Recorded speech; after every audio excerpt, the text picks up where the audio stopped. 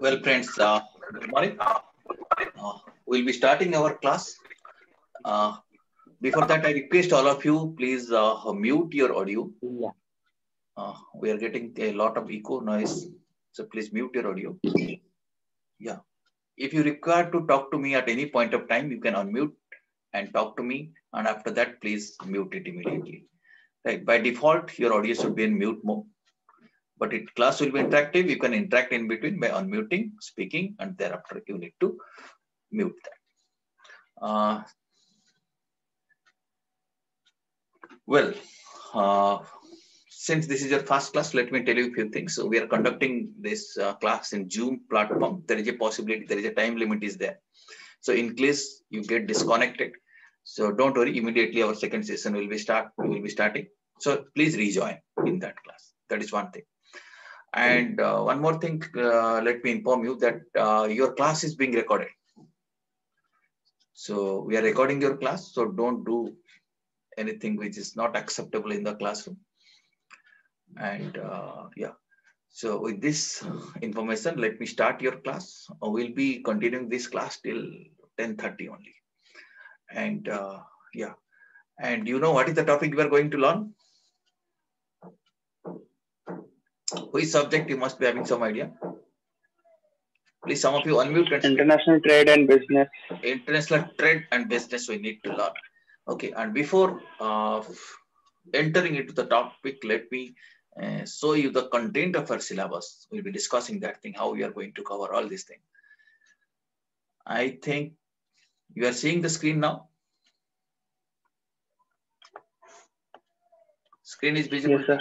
PPT is files are visible to you. Well, so first, let us have a look at the detailed content of our syllabus. As you can see it, how many modules are there? Please interact. Five modules. Yeah, 5 modules we have to cover. First, so we'll be proceeding one by one only. First, module 1 talks about international trade. Here we'll be learning the concepts of international trade. What is the importance, benefits of international trade, international marketing versus domestic marketing. What are the difference between these two? These concepts we'll be learning here. Right. Okay, so at the conceptual level, we'll be covering this area. Then we'll move to the next area, that is theory of international trade. There are several theories of international trade. So many theories are there, but our syllabus suggests only 2 theories: theory of comparative cost and factor production theory. So these 2 theories we'll be covering. Maybe I'll be briefing you some other theories also, but these 2 theories are most important, right? What are these theories? Can some of you read? Which 2 theories are important from syllabus point of view? Theory of comparative cost, factor proportion theory. Okay, so these 2 theories, you know, you have to we have to deeply understand these 2 theories. Other theories are also there. Okay, after that we'll be moving to our second module. Second module will be starting with this concept. What are these multinational corporations? In our day-to-day life, many times we use the word MNCs. Have you heard of the word MNC or not? Yes. Yes, sir. Yeah, you must have heard it before, MNCs. So here we'll be understanding how to define MNC. What exactly MNC? We'll be learning the definition, the role of MNC in international marketing. Then international trade barriers. What is the meaning of trade barriers? Barriers means here in the context of international trade barriers means certain restrictions. Okay, international trade happens through import and export. So what are the restrictions faced by international trade? That we'll be learning here. Then meaning of these trade barriers, tariffs. Tariff means here taxes. Okay, what are the tariff barriers and non-tariff barriers you'll be learning? Impact of non-tariff barriers. Barriers are restriction. What is the impact of non-tariff barriers? That also we'll be learning. And after that, we'll be moving to this area. Organizational and agreements. Here we'll be learning about WTO. Have you heard of WTO? Have you heard of this? WTO. Who can tell me what is WTO? Can anyone tell me? You can guess also, no issue. World Trade Association. World Trade Organization. Okay. So we'll be learning we'll be learning what is WTO, what are its functions, principles, and how they enter into various agreements. That we'll be learning. Then we'll be learning IMF. Have you heard of IMF? Can anyone tell me what is IMF? IMF means, make an attempt. International Monetary Fund. International Monetary Fund. Good. So we'll be learning what is that organization, why that fund is formed, what is the purpose, what are the facilities provided by IMF. Then we'll be learning the concept of World Bank. What is the purpose of this institution called as World Bank? It operates under certain principles. We'll be learning about that principles. And the policies followed by World Bank. All this concept we'll be learning. And having covered that organizational and agreements, we'll move to our module number 4, that is about foreign trade of India. Here we'll be learning various organizational setups. What are various bodies established through which foreign trade happens? So some of them are autonomous bodies, and how they're attached and subordinate, where their attached and subordinate offices are located, how they function. Major export and imports, concepts of export house, concept of exim policy of India. What are the features and objectives we'll be learning here? So that means module 4 talks about in India, how foreign trade happens. Then module 5 here, in fact, it deals with numbers. Okay. Here we have to understand the foreign exchange market. So buying rate, selling rate, etc. We'll be learning it there. How the market operates, market concept, functions, methods of international payments, concept of balance of payment, concept of fixed and flexible exchange rate and convertible rupees. All these things we'll be learning in module 5. This is how, this is what is contained in your syllabus, and we are expected to cover all these things. Okay, got a fair idea about your syllabus?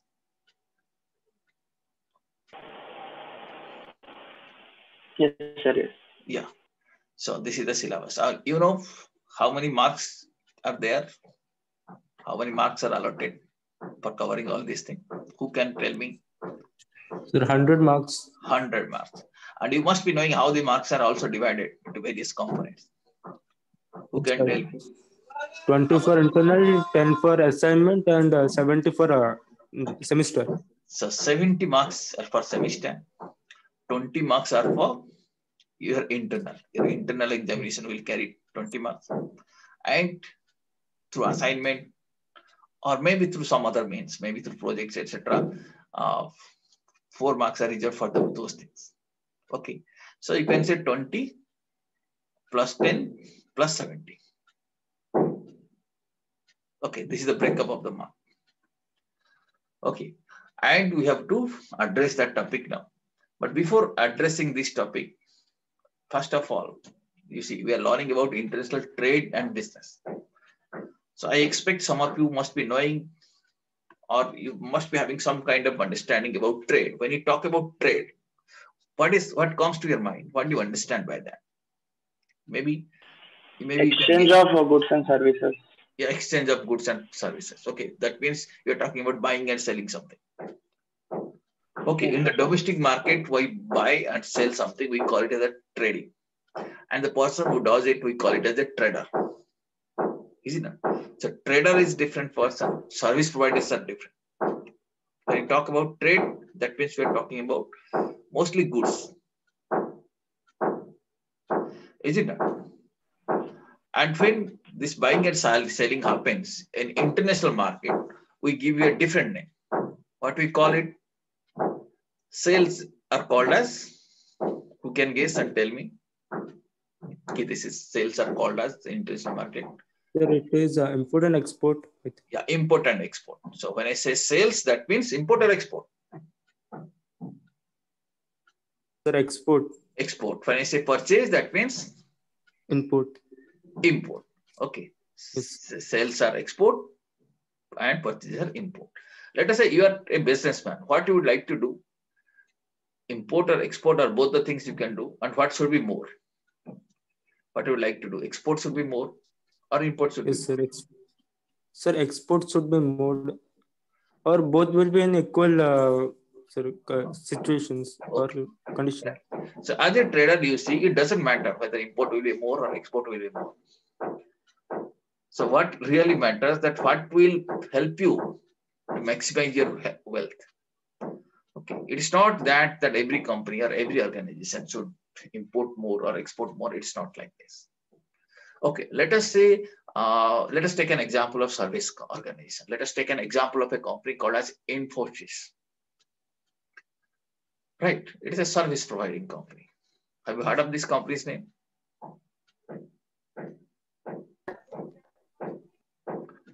Have you heard of? Infosys. Yeah. Yes, sir. So this company, let us say you are managing that company. What you would like to do? You would like to export more or import more?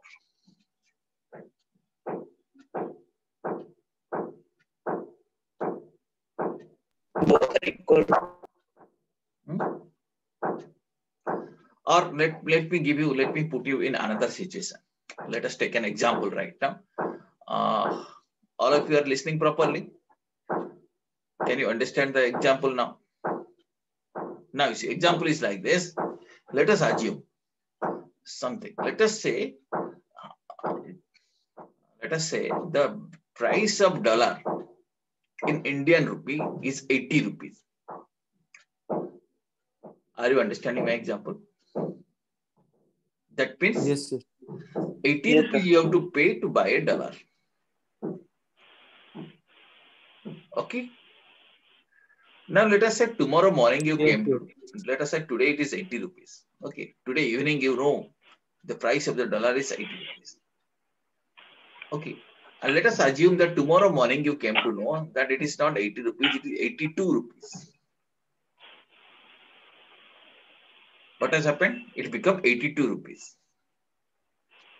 Right? Did you understand the situation? Okay. Now friends, still tell me, in this situation, whether you will be happy or unhappy.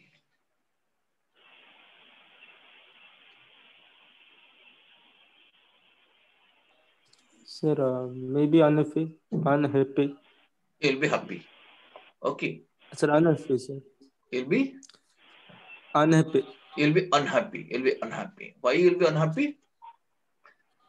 Because you feel you'll be unhappy because you feel what has happened. The dollar price has gone up. That means rupee price has come down. Is it not?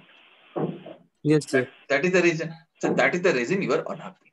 Okay, you feel I should be unhappy in this kind of situation because dollar price has gone up, rupee price has come down. But again, I am putting you this kind of situation. Let us say you are heading the company called as Infosys, and you are exporting. Now, in this situation, you'll be happy or unhappy?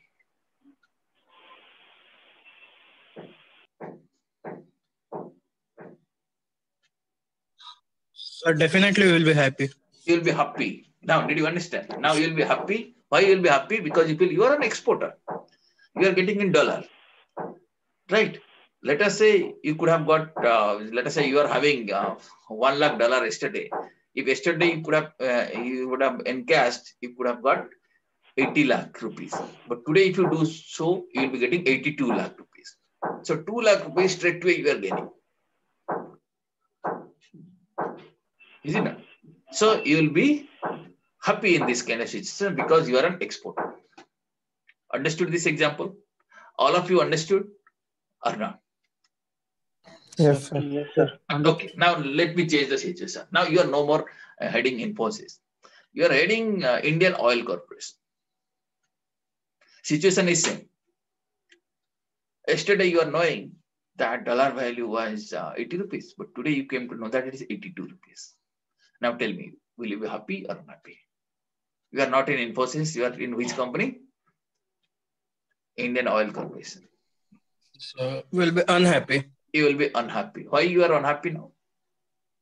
So actually we are importing from abroad. So that will affect, the price will affect. Price will affect. You see, your outflow will be affected.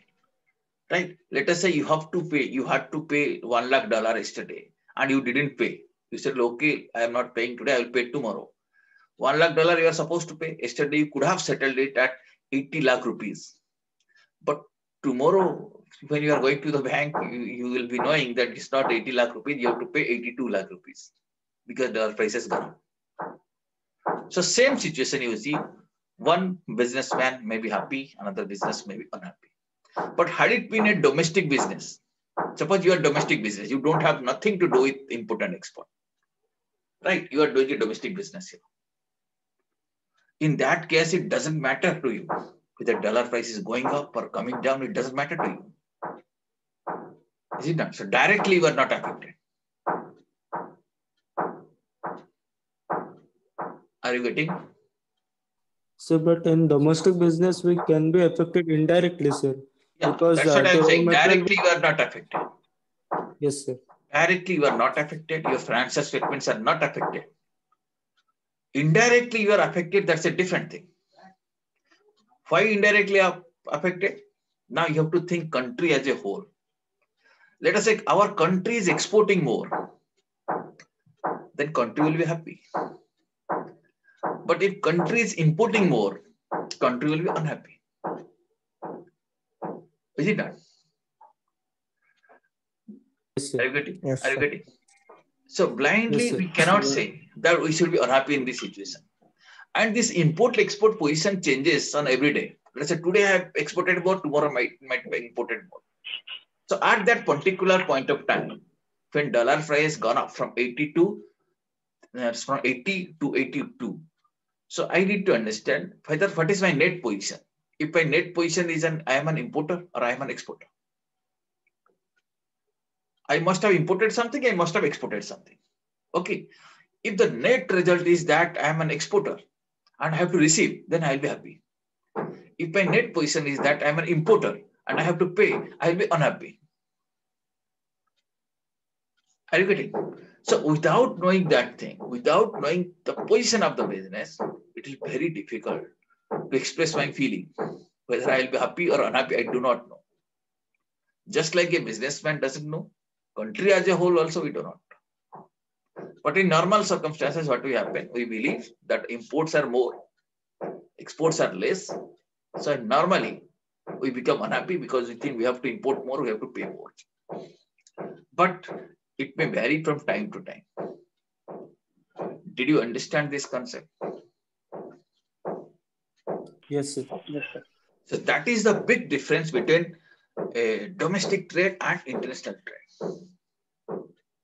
And that creates a lot of stress for the trader.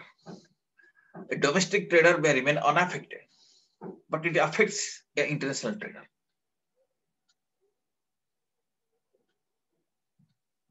Are you getting? Yes, sir. Okay, you see, normal trading is different. That's why normal trader, domestic trade is quite different from international trade. And you see, I just gave you one example that I gave you an example of dollar. But it's not necessary that you are only dealing with US. You might be dealing with various countries. Is it not? It's not that you are dealing with only one currency. You might be dealing with various currencies. Maybe dollar has gone up, pound has gone down, yen has gone up. Okay, might be, situations might be different in various situations. And this makes international trade very complex thing. Yes or no? Yes, sir. Yeah. So that is why any business you take, it involves a lot of complexity. A business is a very simple thing, but it's a quite complex thing. It involves various complex decisions. What do you think? It's a very simple thing or it's quite complex?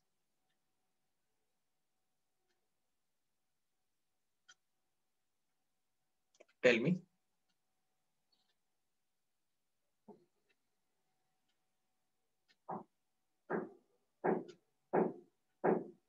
What do you feel? Sir, it may be complex. Yeah, it may be complex. And when you talk about international business or international trade, it will be more complex or less complex in comparison to domestic business? Sir, more, sir. You feel it that it will be more complex. Why it will be more complex? Because all the complexities, all the risks which are there in a domestic trade, they're already there. But in addition to that, there are additional risks in international business. Okay. With this background, what we'll do now, we'll try to understand what is this business first of all. Okay, we'll try to understand what is business. Then we'll go to understand what is international business. Once again, I'm trying to share the screen with you. We have seen this thing. Okay, syllabus we have already seen. Screen is visible to you. Here we are making some attempt to understand the business, and to understand the business fast, let us think that as if we are starting a business. When you start the business, we have to take various decisions first of all. The first decision ideally is what? What is that business, or what is that investment? What is that project? Yes or no? If you start if you are planning to start a business, first you take a decision about what is this project, what is this investment. After that, once you let us have decided that I will be doing this business. Suppose I will be asking you what kind of business you would like to do. Can you give me an example? I will be doing this business. Can anyone tell me? Give me an example that you would like to do this kind of business.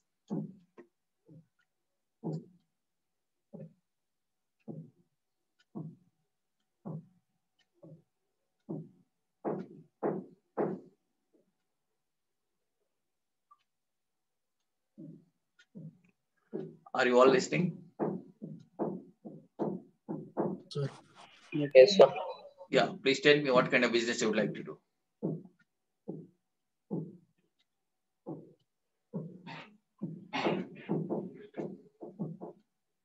Quickly. Now this question goes to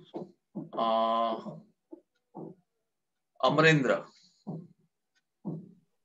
Okay, so sir, as of now, I have no idea. I mean, You have to think of it. You don't have any idea. I agree with you, but you have to imagine and give me a business. You don't require any idea to give an example. Suppose you have to start a business. Which business you would like to start? okay, sir, let it be a salon business. Salon business? Okay, yes, sir. What is that? Can you explain? It's a salon. Salon business. So you start a salon. Okay. Okay. Salon or spa kind of thing you are going to start. Okay. Yes, sir. Let us say he is thinking of the business. You see, he took some time to decide that, because it's not an easy thing. What business you are going to do, it is not an easy thing. You have to think whether this business will be good, or that business will be good, whether this will be feasible for me, whether I'll be able to do it or not. So since you are applying your mind to take a decision, it takes certain time. Okay. But once he has decided, let us say he has decided to open a salon, the next decision will be, or next he should think that where from he will be raising money.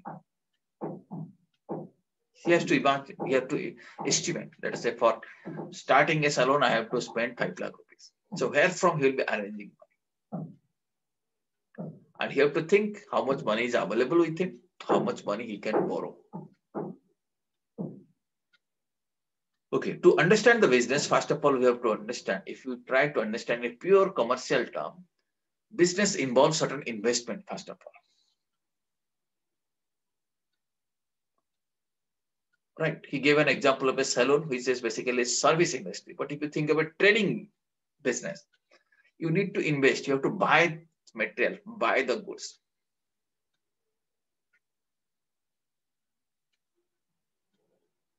right? So some investment is required. So one has to think where from he will be getting money.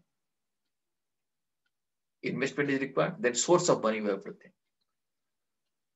Then let us say he's thinking to take money. He might be having some money with him and he might be willing to take a loan. The next issue comes, the loan will be available at what cost? Subham, don't use annotations, and you have already used, please remove it. Okay, so do not Sorry, sir, annotate. it by mistakenly happened. Yeah. Do not annotate on the screen. Wherever required, I will be doing it. Okay, right now it's not required. Thank you. Yeah. So now next thing you have to see, if you want money to do a business, money is available at a particular cost. Money has got a cost. Right? In finance, we call it as cost of capital. Just like you have to do a business, you need material, it has got some cost, money has also. So business involves money and money has got a cost also. Okay. Then next thing is that you have invested money in a salon. Then next thing you have to think how to manage the day-to-day activities. For managing day-to-day activity also, you need some additional money. We call it as the working capital. So if you purely think the business in money terms,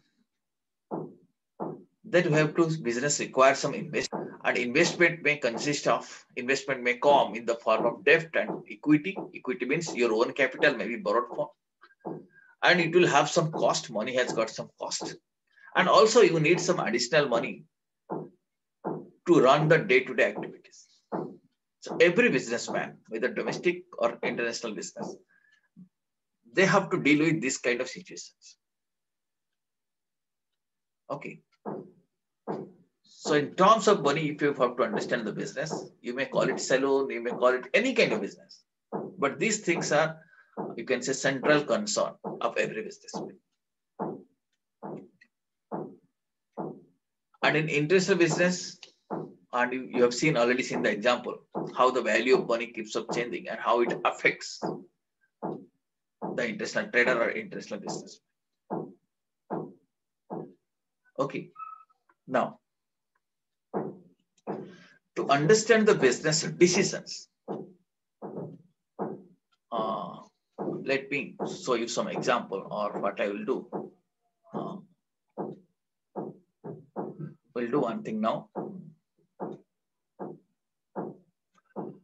Or before understanding the decisions, let me quickly give you some idea about history of international business. Business, broadly, you have understood what is business. The business decisions I'll be telling you in our next session. Now, very quickly, let me brief you about the history of this international business. The subject international business, once upon a time, was a part of the mother subject called economics. You can say in 19th century that was happening. Then over a period of time, sometimes between 1900 to 1930, new concepts came, like debt, concept of debt and equity, how you can run the business with the help of debt. So that is one development in business. Then during the period 1931 to 40, some regulations also came to regulate the business. And from 41 to 50, the concept of cash flow analysis was introduced. So now, why you are discussing all this thing, as you can see, the topic of business, day by day getting complex or getting regulated. Then the concept of capital budget came sometime in the period 1951 to 1960. You might have, some of you finance students might be learning the concept of time value of money and concept of capital budget.